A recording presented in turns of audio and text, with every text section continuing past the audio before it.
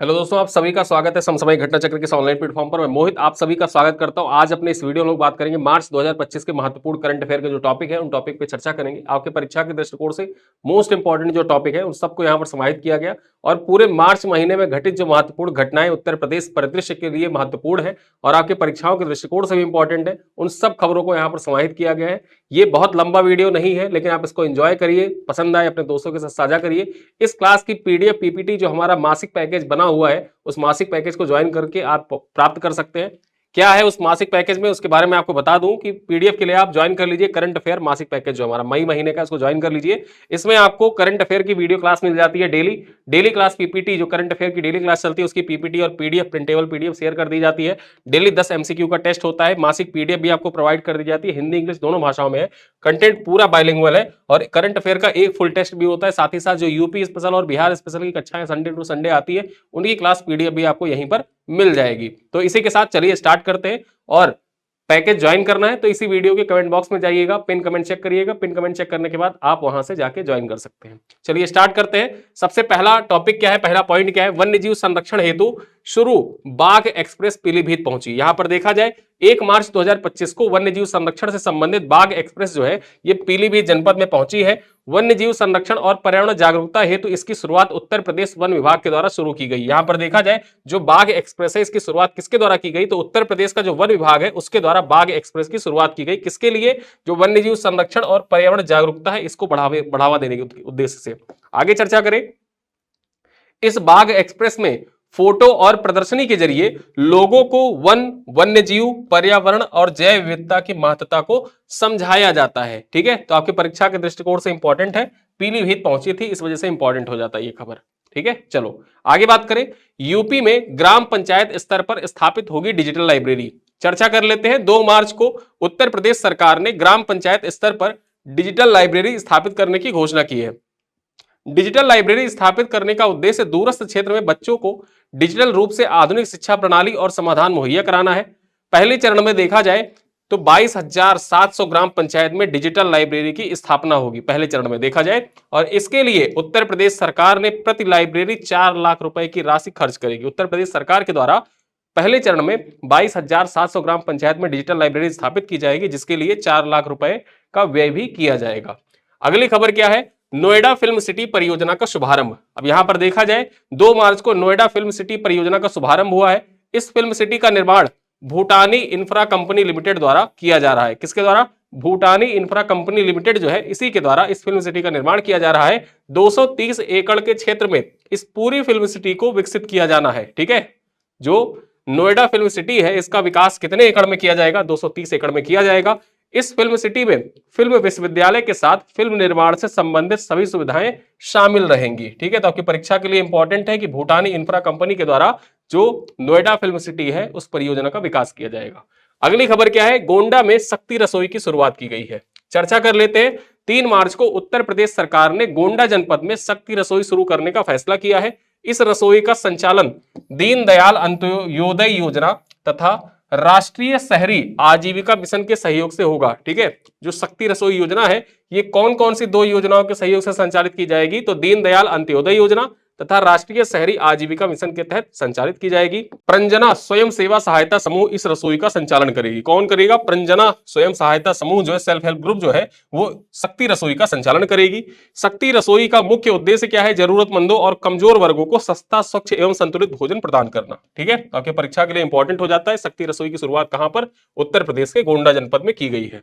आगे देखें, professor R K. Mittal बने बीबीएयू के नए कुलपति। ठीक है, यहां पर देखा जाए बाबा साहब भीमराव अंबेडकर यूनिवर्सिटी जो है, ठीक है, उसके नए कुलपति कौन बने हैं, प्रोफेसर आर.के. मित्तल। चर्चा कर लेते हैं। 5 मार्च को राष्ट्रपति द्रौपदी मुर्मू ने प्रोफेसर आर.के. मित्तल को लखनऊ के बाबा साहब भीमराव अंबेडकर केंद्रीय विश्वविद्यालय बीबीएयू का नया कुलपति नियुक्त किया है। परीक्षा के दृष्टिकोण से इंपॉर्टेंट है कि बाबा साहब भीमराव अंबेडकर केंद्रीय विश्वविद्यालय के कुलपति कौन बने हैं, यहां पर चांसलर कौन बने हैं, तो यहां पर देखा जाए प्रोफेसर आर.के. मित्तल बने हैं। आगे चर्चा कर ले।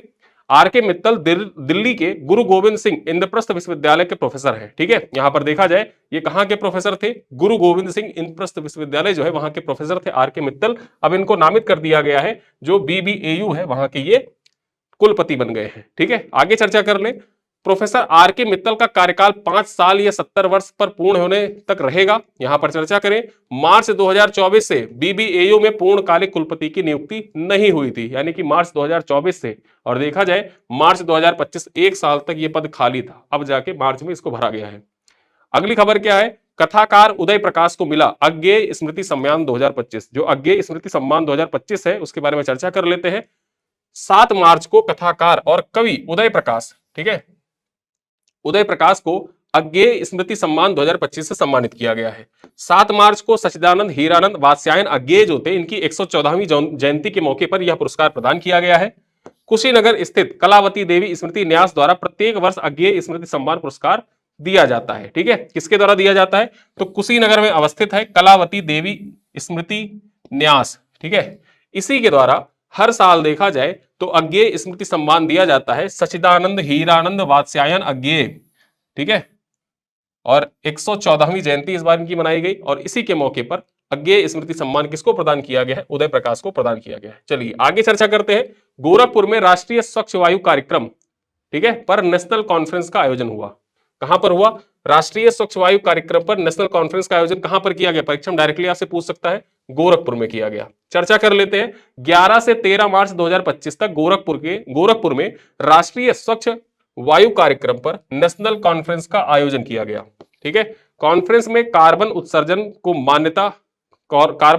को न्यूनतम स्तर पर लाने और पर्यावरण संरक्षण के लिए प्रौद्योगिकी और जन जागरूकता के समन्वय पर जोर दिया गया, ठीक है। तो यहां पर जो राष्ट्रीय स्वच्छ वायु कार्यक्रम है, इस पर नेशनल कॉन्फ्रेंस का आयोजन कहां पर किया गया, डायरेक्टली आपसे परीक्षा में पूछ सकता है। तो यहां पर देखा जाए गोरखपुर में किया गया। उद्घाटन किसके द्वारा किया गया था, तो सीएम योगी आदित्यनाथ के द्वारा किया गया था। आगे देखें, कॉन्फ्रेंस में कार्बन उत्सर्जन को न्यूनतम स्तर पर लाने और पर्यावरण संरक्षण के लिए प्रौद्योगिकी और जन जागरूकता को समन्वय पर जोर दिया गया। इस कॉन्फ्रेंस में ही साल 2027 तक गोरखपुर को खुले में कचरा जलाने से मुक्त करने के लिए सही रणनीति तैयार करने पर भी चर्चा की गई।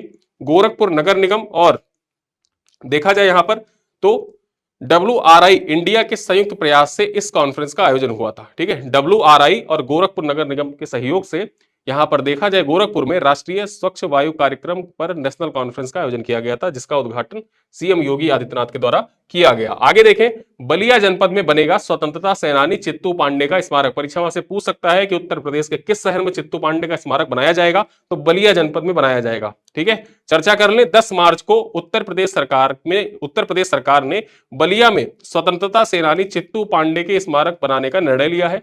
यह स्मारक बलिया जनपद में प्रस्तावित मेडिकल कॉलेज के प्रांगण में स्थापित होगा। चित्तू पांडे को बलिया का शेर की संज्ञा दी जाती है। साल 1942 में भारत छोड़ो आंदोलन में चित्तू पांडे ने महत्वपूर्ण भूमिका निभाई थी, ठीक है। तो चित्तू पांडे जो है, इनका संबंध जो 1942 में भारत छोड़ो आंदोलन हुआ था उस टाइम पर चित्तू पांडे का नाम इंपॉर्टेंट हो जाता है। और जो प्रस्तावित मेडिकल कॉलेज है बलिया में, वही मेडिकल कॉलेज के प्रांगण में चित्तू पांडे का स्मारक बनाया जाएगा। चलिए अगली खबर देखें। उत्तर प्रदेश के डीजीपी को सर्वश्रेष्ठ ब्यूरोक्रेट का सम्मान प्रदान किया गया है। दिल्ली की संस्थान है ब्यूरोक्रेट्स इंडिया, इसके द्वारा टॉप 24 ब्यूरोक्रेट की सूची में उत्तर प्रदेश के डीजीपी प्रशांत कुमार को सर्वश्रेष्ठ प्रशासनिक अधिकारी घोषित किया गया है। उन्हें यह उपलब्धि महाकुंभ मेला में भीड़ प्रबंधन व प्रदेश में बेहतर कानून व्यवस्था के लिए प्रदान की गई है, ठीक है।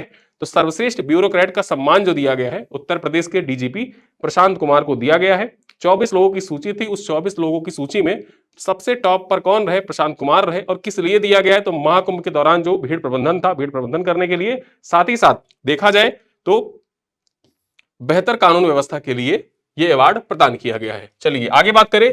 भारत में नदियों में, ठीक है, भारत की नदियों में 6327 डॉल्फिन वर्तमान में। चर्चा कर लेते हैं। नदियों में रहने वाली डॉल्फिनों पर किए गए पहले व्यापक सर्वेक्षण से पता चला है कि देश के 8 राज्यों में डॉल्फिन की अनुमानित संख्या 6327 है। ये डॉल्फिन मुख्य रूप से गंगा, ब्रह्मपुत्र और सिंधु नदी में पाई जाती हैं, ठीक है। गंगा, ब्रह्मपुत्र और सिंधु नदियों में डॉल्फिन पाई जाती हैं। सर्वेक्षण देश के 8 राज्यों की 28 नदियों में 8507 किलोमीटर के क्षेत्र में किया गया। डॉल्फिन की अनुमानित संख्या के अनुसार उत्तर प्रदेश में सबसे अधिक डॉल्फिन है, ठीक है। परीक्षा में से पूछ सकता है कि डॉल्फिन की अनुमानित संख्या के अनुसार निम्नलिखित में से किस राज्य में डॉल्फिन की संख्या सर्वाधिक है। उत्तर प्रदेश में सर्वाधिक है। कितनी है, 2397 डॉल्फिन उत्तर प्रदेश में दर्ज की गई। इसके बाद बिहार का स्थान है 2220 डॉल्फिन, और उसके बाद पश्चिम बंगाल का स्थान आता है 815 डॉल्फिन। तो यहाँ पर टॉप 3 याद रखिएगा, यूपी पीसीएस वाले और बीपीएससी वाले दोनों के लिए इंपॉर्टेंट है ये खबर। चलिए आगे देखें, भारत ने मीठे पानी की डॉल्फिन की 2 प्रजातियां पाई जाती हैं, गंगा डॉल्फिन और सिंधु डॉल्फिन। ये दोनों पॉइंट याद रखिएगा कि भारत में जो मीठे पानी की जो डॉल्फिन है उनकी 2 प्रजातियां गंगा डॉल्फिन और सिंधु डॉल्फिन पाई जाती है। चलिए अगली खबर पे चर्चा करें, बागपत में ताम्र युग के अवशेष शाही ताबूत मिलने की संभावना। खबर क्या है, बागपत उत्तर प्रदेश के तिलवाड़ा गांव में उत्खनन के दौरान लगभग 4500 वर्ष पुराना ताम्र युग के अवशेष मिले हैं। इन ताम्र अवशेषों में मुख्य रूप से तांबे की वस्तुएं, ईंट, मृदभांड, मोती शामिल है तथा यहां से सनौली समाधान केंद्र और शाही ताबूत मिलने की उम्मीद है। ठीक है, तो आपके परीक्षा के दृष्टिकोण से इंपॉर्टेंट हो जाता है जब भी आप हड़प्पा सभ्यता, यूपी स्पेशल जीएस पेपर 5, ठीक है, उत्तर प्रदेश में हड़प्पा कालीन स्थलों के बारे में जिक्र करें तो वहां पर जो ये 2 स्थल है उन 2 स्थलों के बारे में भी लिख के आइएगा, तिलवाड़ा और सनौली। ठीक है, चलिए चर्चा कर लेते हैं। बागपत जिले में अब तक 2 प्रमुख ताम्रकालीन स्थलों की पहचान की गई है। सनौली के बारे में देखें तो यहाँ 2018-19 में खुदाई के दौरान समाधान केंद्र, तांबे के रथ, तलवार, ढाल इत्यादि मिले थे। दूसरा स्थल है तिलवाड़ा 2025 में खोजा गया है। आप अपनी परीक्षा में इसको मेंशन कर दीजिएगा, मेंस के पेपर लिख रहे हो तो वहां पर आप इसको मेंशन कर सकते हैं। सनौली जैसे ही खुदाई से तांबे की वस्तुएं प्राप्त हुई हैं, ईंटें, मृदभांड, मोती यहां से मिले हैं तथा समाधान केंद्र मिलने की संभावना व्यक्त की गई है। ठीक है, समाधान केंद्र भी यहां से मिल सकता है जैसे सनौली से प्राप्त हुआ समाधान। चलिए अगली खबर क्या है, लकड़ी के खिलौने की पहचान दिलाने वाले, लकड़ी के खिलौनों को पहचान दिलाने वाले गोदावरी सिंह का निधन हो गया है। चर्चा कर लेते हैं, लकड़ी के खिलौने समेत कास्ट सेल्फ को पहचान दिलाने वाले 85 वर्षीय गोदावरी सिंह का निधन हो गया है। गोदावरी सिंह का संबंध उत्तर प्रदेश के वाराणसी जिले से था। ठीक है, गोदावरी सिंह का संबंध किस जिले से था, वाराणसी जिले से था और इनको पद्मश्री से भी सम्मानित किया गया था। ठीक है, पद्मश्री से सम्मानित है, इस वजह से इनका नाम इंपॉर्टेंट हो जाता है।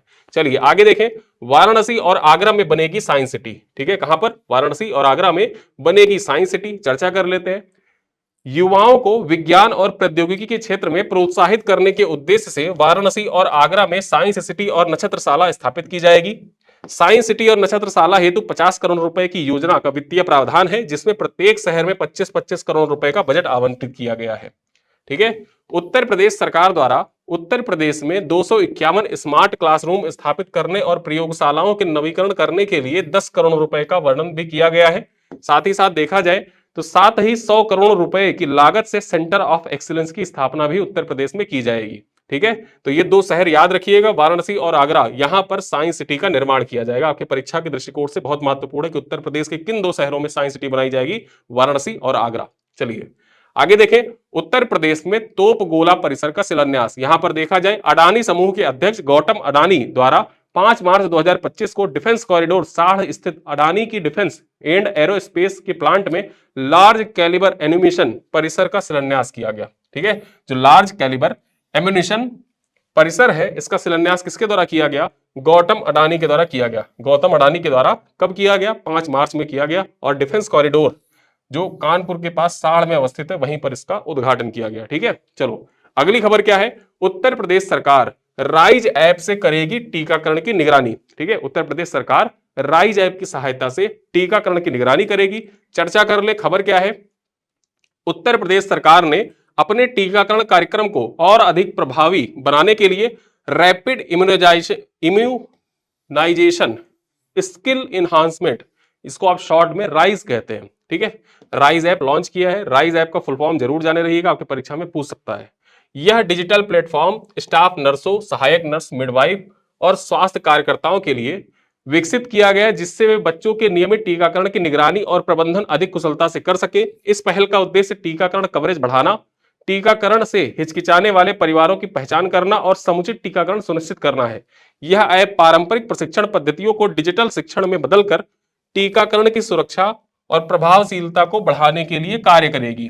ठीक है, तो ये आपके परीक्षा के दृष्टिकोण से इंपॉर्टेंट हो जाता है, बहुत महत्वपूर्ण है राइज ऐप, और राइज ऐप की सहायता से टीकाकरण की निगरानी की जाएगी। ठीक है, चलिए अगली खबर क्या है, वाराणसी में मल्टी मॉडल लॉजिस्टिक पार्क के विकास हेतु समझौते ज्ञापन पर हस्ताक्षर हुआ है। चर्चा कर लेते हैं, वाराणसी उत्तर प्रदेश में अत्यधिक, ठीक है, वाराणसी उत्तर प्रदेश में अत्यधिक मल्टी मॉडल लॉजिस्टिक पार्क के विकास हेतु राष्ट्रीय राजमार्ग लॉजिस्टिक प्रबंधन लिमिटेड एवं inland waterways authority of India के बीच समझौते ज्ञापन पर हस्ताक्षर किया गया है। किसके किसके बीच हुआ है ये जरूर जाने रहिएगा। राष्ट्रीय राजमार्ग लॉजिस्टिक प्रबंधन लिमिटेड और inland waterways authority of India के बीच एक समझौते ज्ञापन पर हस्ताक्षर हुआ है, जिसके तहत क्या किया जाएगा, इसके तहत वाराणसी में मल्टी मॉडल लॉजिस्टिक पार्क की स्थापना की जाएगी। इस मल्टी मॉडल लॉजिस्टिक पार्क का निर्माण 150 करोड़ भूमि, ठीक है, 150 एकड़ भूमि पर किया जाएगा और यह NH7 से 650 मीटर लंबी संपर्क सड़क द्वारा जुड़ा होगा। यह multi modal logistic park eastern dedicated freight corridor जो है तथा राष्ट्रीय राजमार्ग 1 से भी जुड़ा होगा, ठीक है, NH7 से भी जुड़ा होगा तथा राष्ट्रीय जलमार्ग, यहां पर राष्ट्रीय जलमार्ग जो NWW1, ठीक है, NWW1 है, उससे भी ये जुड़ा होगा। चलिए आगे बात करें, अगली खबर क्या है। भारत ने यूनेस्को के लिए अंतिम सूची में 6 संपत्तियों को जोड़ा। यहां पर देखा जाए 6 जो हेरिटेज साइट है उनको जोड़ा गया है।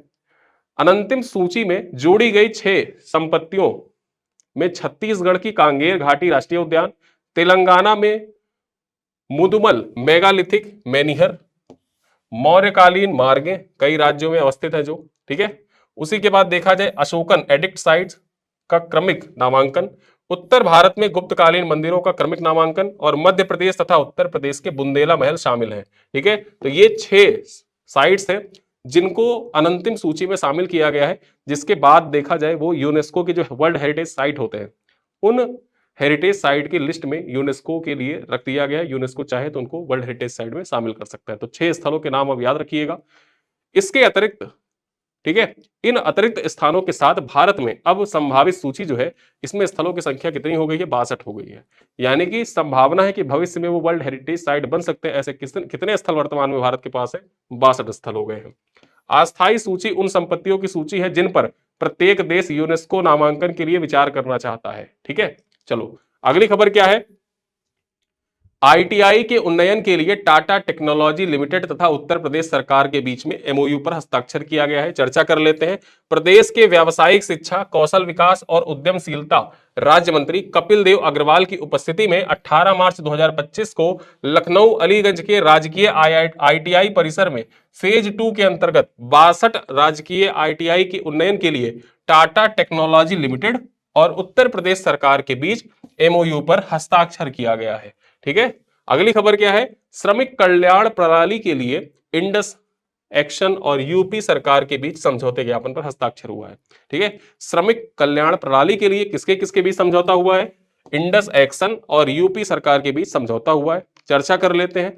12 मार्च को यूपी सरकार ने श्रमिक कल्याण प्रणाली को सुदृढ़ करने के लिए इंडस एक्शन ग्रुप के साथ समझौता किया है, ठीक है। इस समझौते से असंगठित क्षेत्र के करोड़ों श्रमिकों की उत्तर प्रदेश सरकार की सामाजिक सुरक्षा लाभों तक पहुंच आसान हो सकेगी। इंडस एक्शन ग्रुप और उत्तर प्रदेश सरकार के बीच यह समझौता 3 सालों के लिए लखनऊ में हुआ है, ठीक है। यह समझौता जो है इसका टाइम ड्यूरेशन कितना है, 3 सालों के लिए समझौता हुआ है, ठीक है। जो श्रमिक कल्याण प्रणाली है उसके लिए 3 सालों के लिए समझौता हुआ है।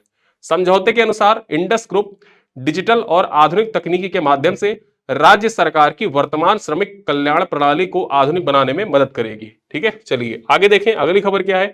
ET government Digitek annual award 2025 में यूपी ने जीते 5 पुरस्कार, ठीक है। जो ET government Digitek annual award थे इसमें उत्तर प्रदेश ने 5 पुरस्कार जीते हैं, उनके बारे में चर्चा करेंगे। 18 मार्च को नई दिल्ली में ET government Digitek annual award 2025 में उत्तर प्रदेश को डिजिटल गवर्नेंस में विभिन्न श्रेणियों में 5 पुरस्कार मिले हैं।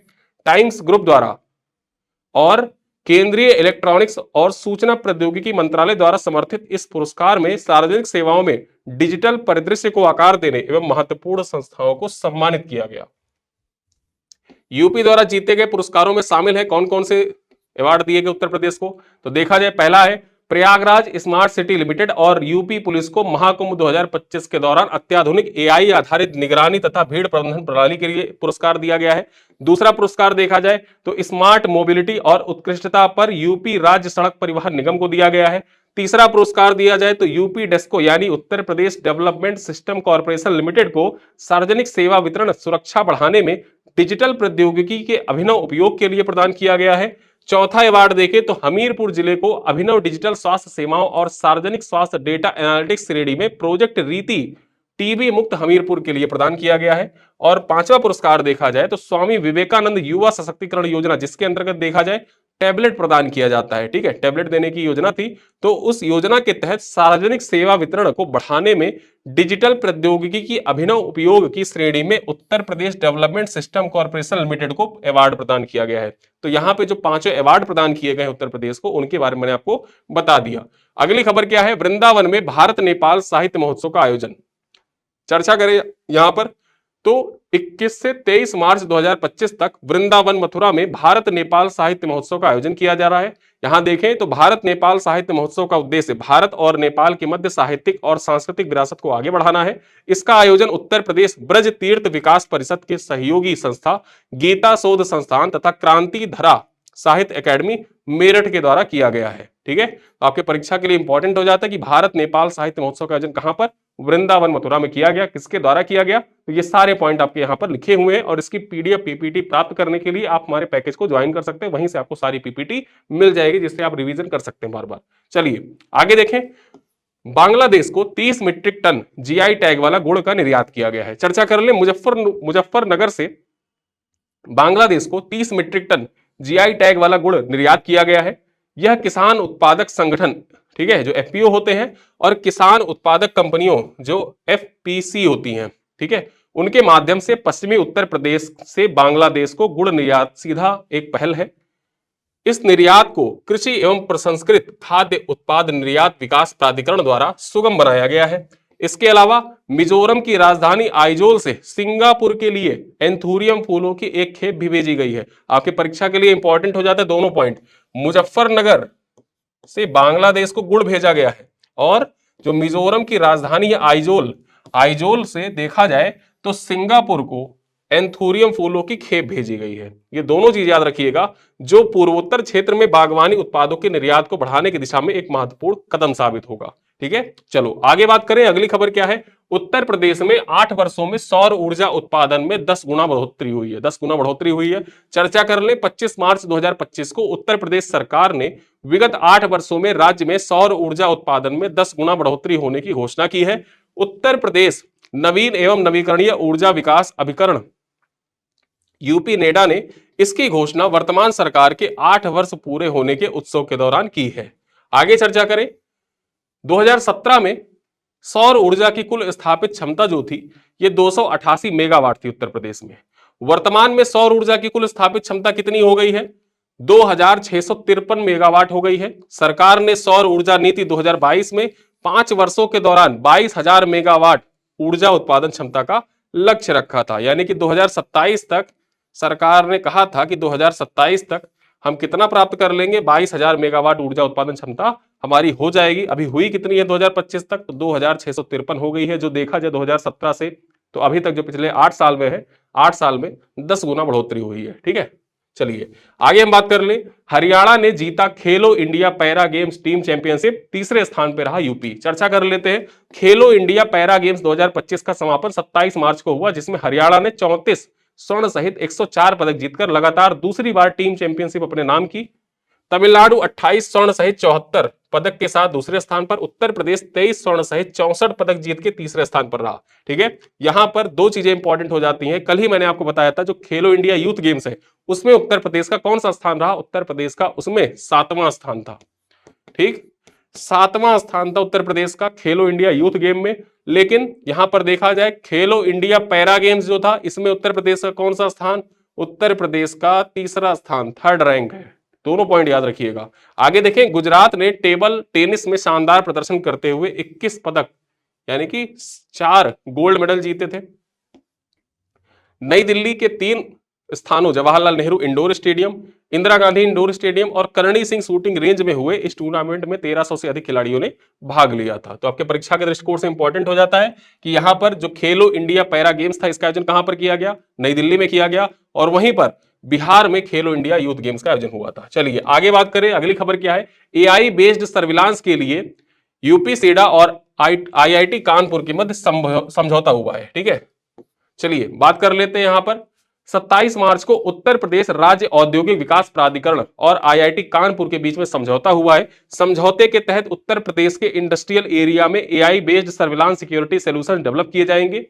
इसके अंतर्गत क्या होगा, इंटरनेट ऑफ थिंग्स सेंसर और एआई पावर्ड प्रोडक्टिव एनालिटिक्स समय पर गलतियों का पता लगाएंगे। इससे इंडस्ट्रियल एरिया इंफ्रास्ट्रक्चर की विश्वसनीयता में सुधार होगा। तो बेसिकली जो इंडस्ट्रियल एरिया इंफ्रास्ट्रक्चर है उसमें उसकी विश्वसनीयता को बढ़ाने के लिए देखा जाए तो उत्तर प्रदेश औद्योगिक विकास प्राधिकरण और आईआईटी कानपुर के बीच में समझौते ज्ञापन पर हस्ताक्षर किया गया है। ठीक है, चलिए आगे बात करें। टीबी उन्मूलन कार्यक्रम के लिए उत्तर प्रदेश को बेस्ट परफॉर्मेंस अवार्ड प्रदान किया गया है। चर्चा कर ले तो टीबी के खात्मे के लिए देश भर में चलाई गई 100 दिवसीय मुहिम में सबसे बेहतर प्रदर्शन करने के लिए यूपी को सम्मानित किया गया है। केंद्रीय स्वास्थ्य मंत्री जेपी नड्डा ने गत दिवस नई दिल्ली स्थित विज्ञान भवन में आयोजित समारोह में यूपी को बेस्ट परफॉर्मेंस अवार्ड प्रदान किया है। यह पुरस्कार स्वास्थ्य एवं चिकित्सा शिक्षा विभाग के प्रमुख सचिव पार्थ सारथी सेन शर्मा ने प्राप्त किया है। उत्तर प्रदेश में 3,74,12,330 संदिग्ध टीबी मरीजों को चिन्हित किया गया, जबकि 4,08,52,463 लोगों की स्क्रीनिंग की गई थी। ठीक है, तो यहां पर देखा जाए लगभग 4 करोड़ के आसपास की स्क्रीनिंग हुई, जिनमें से 3 करोड़ को चिन्हित किया गया कि टीबी से संक्रमित हो सकते हैं। चलिए आगे बात करें। उत्तर प्रदेश में 5 नए आध्यात्मिक कॉरिडोर विकसित। ठीक है, 5 नए आध्यात्मिक कॉरिडोर विकसित किया जाएगा। ये आपके यूपी पीसीएस मुख्य परीक्षा के लिए बहुत महत्वपूर्ण है।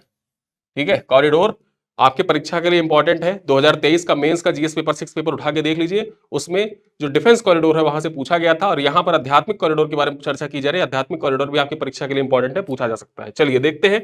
उत्तर प्रदेश ने धार्मिक स्थलों तक पहुंच को आसान बनाने के लिए, आध्यात्मिक पर्यटन को बढ़ावा देने के लिए 5 आध्यात्मिक कॉरिडोर विकसित किए गए हैं। 5 आध्यात्मिक कॉरिडोर का संक्षिप्त परिचय जान लेते हैं, कौन कौन से हैं। पहला देखा जाए यहां पर, ठीक, पहला देखा जाए प्रयागराज विंध्याचल काशी कॉरिडोर, चर्चा कर ले। यह कॉरिडोर भक्तों को प्रयागराज से विंध्याचल देवी धाम और फिर काशी वाराणसी तक यात्रा करने की सुविधा प्रदान करता है। यह देवी शक्ति और भगवान शिव के भक्तों के लिए अत्यधिक महत्व रखता है, जो इन पवित्र स्थलों के माध्यम से आध्यात्मिक रूप से समृद्ध यात्रा प्रदान करता है। दूसरा है प्रयागराज अयोध्या गोरखपुर कॉरिडोर। यह भगवान राम और गोरखनाथ परंपरा से जुड़े स्थलों को जोड़ता है। इसके माध्यम से तीर्थयात्री प्रयागराज में त्रिवेणी संगम से पवित्र स्नान कर सकते हैं और लेटे हनुमान मंदिर, अक्षय वट, सरस्वती कूप का दर्शन कर सकते हैं। वहां से वे रामलला के दर्शन के लिए अयोध्या जा सकते हैं और फिर गोरखनाथ मंदिर गोरखपुर में आशीर्वाद लेने के लिए जा सकते हैं। तो प्रयागराज अयोध्या गोरखपुर कॉरिडोर के बारे में बात हो गई। तीसरा है प्रयागराज लखनऊ नैमिसारण मार्ग। अब इसके बारे में चर्चा कर ले। यह मार्ग, इस मार्ग के माध्यम से भक्त प्रयागराज से लखनऊ होते हुए नैमिसारण जा सकते हैं। हिंदू धर्म में 88 पवित्र तीर्थ स्थलों में से नैमिसारण धाम जो है ये 88,000 ऋषियों के ध्यान स्थल के रूप में जाना जाता है। इस स्थल का भगवान ब्रह्मा, भगवान विष्णु, देवी सती और भगवान शिव से गहरा संबंध है। चलिए आगे बात करें। प्रयागराज राजापुर चित्रकूट कॉरिडोर। यह कॉरिडोर भगवान राम के वनवास से जुड़े चित्रकूट धाम की ओर जाता है। यह कामदगिरी पर्वत, रामघाट, हनुमान धारा जैसे पवित्र स्थलों के लिए प्रसिद्ध है। यह मार्ग राजापुर, जो बांदा में पड़ता है, राजापुर से होकर गुजरता है, जो गोस्वामी तुलसीदास की जन्मस्थली है। ठीक है, जो राजापुर है बांदा में पड़ता है, यही गोस्वामी तुलसीदास की जन्मस्थली है, यहीं पर उनका जन्म हुआ था। गोस्वामी तुलसीदास एक श्रद्धेय कविसंत थे, जिन्होंने रामचरितमानस, विनय पत्रिका तथा अन्य हिंदू धर्म ग्रंथों की रचना की थी। और पांचवा है प्रयागराज मथुरा वृंदावन शुक तीर्थ कॉरिडोर। कॉरिडोरों के नाम जरूर याद रखिएगा आध्यात्मिक कॉरिडोर में, उसके बारे में तो आप लिख लेंगे, लेकिन जब कॉरिडोर का नाम पता होगा कौन कौन से कॉरिडोर है उत्तर प्रदेश में आध्यात्मिक कॉरिडोर, तभी आप उसके बारे में लिख पाएंगे। ठीक है, तो यहां पर देखा जाए यह भक्तों को बुंदेलखंड एक्सप्रेसवे के माध्यम से मथुरा, वृंदावन और शुक तीर्थ तक जाने का मार्ग प्रदान करता है, जो महर्षि शुक्राचार्य के ध्यान से जुड़ा हुआ स्थल था। तीर्थयात्री भगवान कृष्ण की जन्मस्थली मथुरा वृंदावन जा सकते हैं, जहां वे भगवान कृष्ण के बचपन, ठीक है, यहां पर देखा जाए बचपन और दिव्य लीलाओं से जुड़े स्थलों का दर्शन कर सकते हैं। तो यहां पर हमने जो कॉरिडोर है, पांचों आध्यात्मिक कॉरिडोर, उनके बारे में जान लिया। अगली खबर देखें। अगली खबर क्या है? नेजा मेला। ठीक है, नेजा मेला के बारे में चर्चा कर लेते हैं। उत्तर प्रदेश सरकार ने इस वर्ष संभल जिले में वार्षिक नेजा मेला आयोजित करने की अनुमति देने से इनकार कर दिया। देखा जाए तो संभल था, ठीक है, संभल में जो सांप्रदायिक तनाव था, सांप्रदायिक तनाव के चलते देखा जाए तो मार्च महीने में जो होने वाला नेजा मेला था उसको अनुमति देने से सरकार के द्वारा इनकार कर दिया गया। यहां पर देखा जाए नेजा मेला के बारे में कुछ चीजें जान लेते हैं। जो ये नेजा मेला है, ये संभल में आयोजित होने वाला एक पारंपरिक आयोजन है। यह सैयद सलार मसूद गाजी के सम्मान में होली के एक सप्ताह बाद मनाया जाता है। ठीक है, अब यहां जो सैयद सलार मसूद गाजी है, इसका एक उर्स भी होता है, इसके उर्स भी लगता है, दरगाह मेला लगता है। ठीक है, कहां पर लगता है? वो बहराइच में लगता है, वो बहराइच में लगता है। ठीक है, तो यहां पर जो नेजा मेला है और बहराइच में सैयद सलार मसूद गाजी का उर्स है, ये दोनों आपकी परीक्षा के लिए इंपॉर्टेंट हो जाता है, परीक्षा में पूछा भी जा चुका है यूपी स्पेशल में। सैयद सलार मसूद गाजी महमूद गजनवी का भतीजा था, जो तुर्की का सरदार था और भारत पे 17 आक्रमण के लिए जाना जाता है। ऐसा माना जाता है कि गाजी 1925 में देखा जाए सोमनाथ मंदिर के कुख्यात हमले के दौरान अपने चाचा महमूद गजनवी के साथ शामिल हुआ था। कुछ लोगों ने यह कहते हुए आपत्ति जताई कि इसे सोमनाथ की लूट में शामिल एक लुटेरे सैयद गाजी की याद में आयोजित किया जाता है, और इसी वजह से देखा जाए तो सांप्रदायिक तनाव हुए, और सांप्रदायिक तनाव होने के चलते जो नेजा मेला। चलिए अगली खबर देखें। उत्तर प्रदेश सरकार और आई फॉरेस्ट के बीच समझौते ज्ञापन पर हस्ताक्षर। चर्चा कर लेते हैं। उत्तर प्रदेश सरकार के पर्यावरण निदेशालय ने अंतरराष्ट्रीय पर्यावरण संधारणीयता एवं प्रौद्योगिकी मंच, ठीक है, आई फॉरेस्ट के साथ एक समझौते ज्ञापन पर हस्ताक्षर किया है। एमओयू का उद्देश्य वायु प्रदूषण, अपशिष्ट प्रबंधन और जलवायु परिवर्तन सहित महत्वपूर्ण पर्यावरणीय चुनौतियों का समाधान करना है। यह 3 वर्ष का समझौता है, जिसके तहत आई फॉरेस्ट जो है, ठीक, आई फॉरेस्ट सरकारी योजनाओं को लागू करने में पर्यावरण निदेशालय की सहायता करते हुए शोध आधारित अध्ययन और प्रशिक्षण कार्यक्रम आयोजित करेगा। ठीक है, तो ये आपके परीक्षा के दृष्टिकोण से बहुत महत्वपूर्ण हो जाता है कि उत्तर प्रदेश और आई फॉरेस्ट के बीच में जो समझौते ज्ञापन पर हस्ताक्षर किया गया, ये आपके एग्जाम के लिए इंपॉर्टेंट हो जाता है। चलिए आगे हम बात करें। माटी कला और ग्रामोद्योग पुरस्कारों का वितरण किया गया। 29 मार्च को लखनऊ में राज्य स्तरीय माटी कला और ग्रामोद्योग पुरस्कारों का वितरण किया गया है। खादी और ग्रामोद्योग मंत्री राकेश अचान, ठीक है, राकेश अचान ने ग्रामोद्योग पुरस्कारों का वितरण किया है। आगे देखें, जो माटी कला और ग्रामोद्योग दोनों श्रेणियों में अलग अलग पुरस्कार दिए गए हैं। माटी कला श्रेणी में आजमगढ़ के आनंद कुमार प्रजापति को प्रथम पुरस्कार प्रदान किया गया। तो आपकी परीक्षा के लिए इंपॉर्टेंट हो जाता है कि जो माटी कला श्रेणी है, ठीक, माटी कला श्रेणी में आजमगढ़ के हैं आनंद कुमार प्रजापति, नाम इंपॉर्टेंट हो जाता है। आजमगढ़ के आनंद कुमार प्रजापति को माटी कला श्रेणी में प्रथम पुरस्कार दिया गया है। वहीं ग्रामोद्योग कैटेगरी जो है, इसमें देखा जाए तो मेरठ के रहने वाले हैं मुनेश, ठीक है, मेरठ के रहने वाले मुनेश को प्रथम पुरस्कार प्रदान किया गया। यह पुरस्कार किसके द्वारा दिया गया? राकेश अचान के द्वारा दिया गया है। कहां पर? लखनऊ में राज्य स्तरीय माटी कला एवं ग्रामोद्योग पुरस्कारों का वितरण जहां पर किया गया, उसी में इन दोनों लोगों को प्रथम पुरस्कार प्रदान किया गया है। अगली खबर क्या है?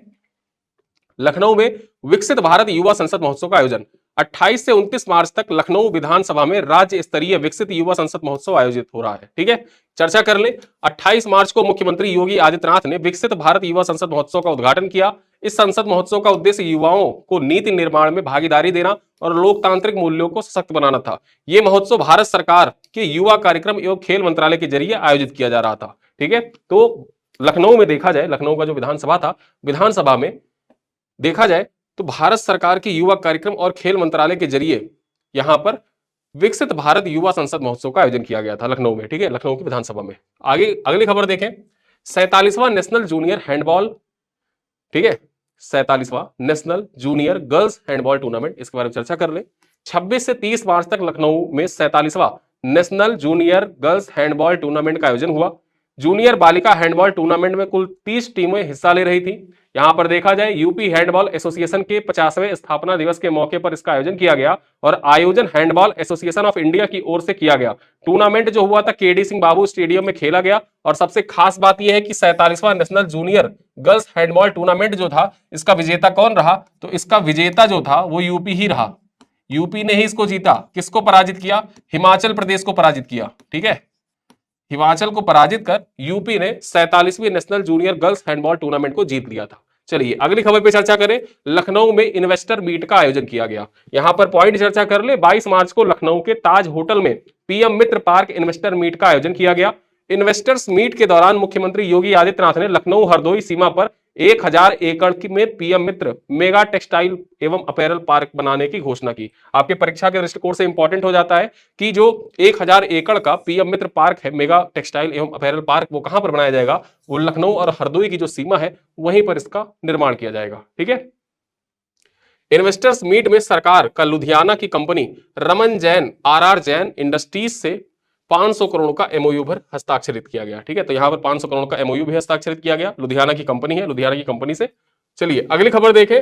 लखनऊ में श्रीलाल शुक्ला जन्मशती उत्सव का आयोजन किया गया। ठीक है, यहां पर चर्चा कर लेते हैं। 20 मार्च को लखनऊ में हिंदी साहित्य के महान साहित्यकार श्रीलाल शुक्ला की जन्मशती उत्सव का आयोजन किया गया। जम्मू कश्मीर के उपराज्यपाल मनोज सिन्हा ने श्रीलाल शुक्ला जन्मशती उत्सव समारोह का उद्घाटन किया। उन्होंने उपन्यास, व्यंग्य, कहानी, आलोचना और बाल साहित्य में अपना अलग पहचान बनाई। जो श्रीलाल शुक्ला है, श्रीलाल शुक्ला की बात हो रही है।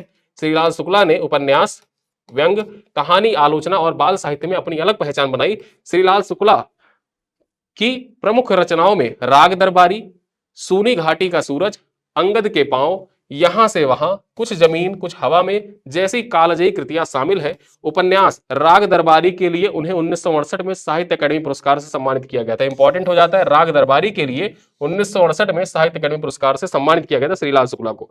श्रीलाल शुक्ला को भारत सरकार द्वारा 2008 में पद्म भूषण से भी सम्मानित किया गया। ठीक है, 2008 में पद्म भूषण से श्रीलाल शुक्ला को सम्मानित किया गया था। चलिए अगली खबर देख लेते हैं। जगुआर उड़ाने वाली पहली महिला पायलट बनी तनुष्का। चर्चा कर ले। लखनऊ की फ्लाइंग ऑफिसर तनुष्का सिंह जो है, ये भारतीय वायुसेना में जगुआर फाइटर जेट स्क्वाड्रन में स्थायी नियुक्ति पाने वाली पहली महिला पायलट बन गई है। तनुष्का का 2 वर्ष पहले भारतीय वायुसेना में फाइटर पायलट के पद पर चयन हुआ था। तनुष्का को फाइटर जेट स्क्वाड्रन में स्थायी नियुक्ति मिली है। ठीक है, तो आपके परीक्षा के दृष्टिकोण से इंपॉर्टेंट हो जाता है कि जगुआर उड़ाने वाली पहली महिला पायलट कौन है? तनुष्का है। कहां की रहने वाली है? लखनऊ की रहने वाली है। ठीक है, चलो अगली खबर देखें। सीतापुर में डिजिटल डॉक्टर क्लिनिक की शुरुआत की गई। 1 मार्च 2025 को सीतापुर में डिजिटल डॉक्टर क्लिनिक की शुरुआत हुई है। साल 2024 में लखनऊ के सरोजनी नगर स्थित पिपरसंड ग्राम में डिजिटल डॉक्टर क्लिनिक परियोजना की शुरुआत हुई थी। ठीक है, जो पिपरसंड ग्राम था, यहीं से पहली बार 2024 में डिजिटल डॉक्टर क्लिनिक की शुरुआत हुई थी। ठीक है, इस क्लिनिक में ग्रामीणों को प्राथमिक चिकित्सा सेवाएं चिकित्सकों के द्वारा ऑनलाइन परामर्श भी दिया जाता है, यानी ओपीडी जो होता है, ऑनलाइन ओपीडी की सुविधा भी उपलब्ध है। ठीक, उत्तर प्रदेश सरकार तथा ओब्दू ग्रुप के साथ विगत वर्ष किए गए समझौते के अनुसार प्रदेश में ग्राम पंचायत स्तर पर डिजिटल डॉक्टर क्लिनिक की स्थापना हो रही है। ठीक है, डिजिटल डॉक्टर क्लिनिक की स्थापना की जा रही है। चलिए, तो यहां पर मार्च महीने के जो महत्वपूर्ण खबरें थी, उन खबरों पर चर्चा की हमने अब तक, और कुछ प्रश्न मैं आपके लिए छोड़ूंगा, जिन प्रश्नों का उत्तर आपको कमेंट बॉक्स में देना है। ठीक है, पहला प्रश्न क्या है? किस महिला पायलट को भारतीय वायुसेना में जगुआर फाइटर जेट स्क्वाड्रन में स्थायी नियुक्ति प्राप्त हुई है? अवनी चतुर्वेदी, भावना कंठ, तनुष्का सिंह या शिवांगी सिंह? क्वेश्चन नंबर 2 है, उत्तर प्रदेश में डिजिटल डॉक्टर क्लिनिक परियोजना की शुरुआत सबसे पहले कहां पर हुई? सीतापुर, गोंडा, लखनऊ या बरेली? ठीक है, क्वेश्चन नंबर 3 है, बाघ एक्सप्रेस का संचालन किस उद्देश्य से किया जा रहा है? पर्यटन को बढ़ाने के लिए, रेल संपर्क सुधारने के लिए, वन्य जीव संरक्षण और पर्यावरण जागरूकता बढ़ाने हेतु, टाइगर सफारी के प्रचार करने के लिए? क्वेश्चन नंबर 4 है, उत्तर प्रदेश सरकार द्वारा पहले चरण में कितने ग्राम पंचायतों में डिजिटल लाइब्रेरी स्थापित की जाएगी? 12,000, 15,000, 22,700 या 30,000? क्वेश्चन नंबर 5 है, नोएडा फिल्म सिटी परियोजना का निर्माण किस कंपनी के द्वारा किया जा रहा है? ये मोस्ट इंपॉर्टेंट है, आपसे परीक्षा में पूछ सकता है। Reliance infra, L and T limited, Bhutani infra company limited, Tata projects limited? किसके द्वारा किया जा रहा है? आप कमेंट में बताइएगा। क्वेश्चन नंबर 6 है, शक्ति रसोई योजना का मुख्य उद्देश्य क्या है? स्कूली बच्चों को भोजन देना, ग्रामीण महिलाओं को रोजगार देना, जरूरतमंदों को सस्ता एवं स्वच्छ भोजन देना? ऑप्शन डी कह रहा है सैनिकों के लिए कैंटीन चलाना। ठीक है, चलिए क्वेश्चन नंबर 7 है, प्रोफेसर आर.के. मित्तल को किस केंद्रीय विश्वविद्यालय का कुलपति नियुक्त किया गया है? बीएचयू, जेएनयू, बीबीएयू लखनऊ या डीयू? ठीक है, क्वेश्चन नंबर 8 है, अज्ञेय स्मृति सम्मान 2025 किस साहित्यकार को प्रदान किया गया है? अशोक वाजपेयी, उदय प्रकाश, कुमार विश्वास या मंगलेश डबराल? क्वेश्चन नंबर 9 है, गोरखपुर में आयोजित राष्ट्रीय स्वच्छ वायु कार्यक्रम में नेशनल कॉन्फ्रेंस किस मुद्दे पर केंद्रित था? जल संरक्षण पर, कचरा प्रबंधन पर, कार्बन उत्सर्जन कम करने के लिए तकनीकी और जन जागरूकता पर या स्मार्ट सिटी मिशन पर? ठीक है, तो यहां पर 9वें क्वेश्चन में 4 ऑप्शन है, चारों में से कौन सा ऑप्शन सही है आप बताइएगा। और अंतिम सवाल क्या है, स्वतंत्रता सेनानी चित्तू पांडे को किस उपनाम से जाना जाता था? अवध केसरी, बलिया का शेर, पूर्वांचल सम्राट या स्वराज सेनानी? ठीक, तो आज की ये क्लास देखा जाए आपके परीक्षा के दृष्टिकोण से मोस्ट इंपॉर्टेंट क्लास है। मार्च महीने के जो करंट अफेयर है, मार्च महीने के करंट अफेयर को, उत्तर प्रदेश के करंट अफेयर जितना भी है, सब कुछ इसमें कवर करने का प्रयास किया गया है। ठीक है, तो सारा कवर किया गया है इसमें। बजट सर्वे जो उत्तर प्रदेश का आएगा वो एक अलग वीडियो हम लोग कवर करेंगे। बाकी जो आपके टॉपिक्स हैं करंट अफेयर के, उत्तर प्रदेश स्पेशल के सारे टॉपिक्स इसमें कंप्लीट हो जाएंगे। यहां से आपके परीक्षा में सवाल मिल जाएंगे, वो बहु मिल सकते हैं या थोड़ा घुमा फिरा के पूछ सकता है, लेकिन करंट अफेयर इस वीडियो को आप देखिए, इसका लाभ उठाइए, रिवीजन करिए। रिवीजन करने के लिए आप चाहें तो इस पैकेज को ज्वाइन करिए, जिसमें आपको पीडीएफ और पीपीटी मिल जाएगी। वहां से आप इसको पीडीएफ डाउनलोड कर सकते हैं, प्रिंट आउट निकाल सकते हैं, मल्टीपल टाइम आप रिवाइज कर सकते हैं। पुरानी पीडीएफ भी आपको वहां पर मिल जाएगी, जनवरी फरवरी की भी। ठीक है, तो इसी के साथ देखा जाए वीडियो को मैं यही समाप्त करता हूं। मैं उम्मीद करूंगा कि जो सवाल आपसे पूछे गए उन सवालों का उत्तर आप कमेंट बॉक्स में जरूर देंगे। वीडियो को अपने दोस्तों के साथ साझा भी करेंगे और वीडियो को लाइक करेंगे। आपका फीडबैक का इंतजार रहेगा, कमेंट में अपने फीडबैक जरूर लिखिएगा। मिलते हैं अगली क्लास में, तब तक के लिए धन्यवाद।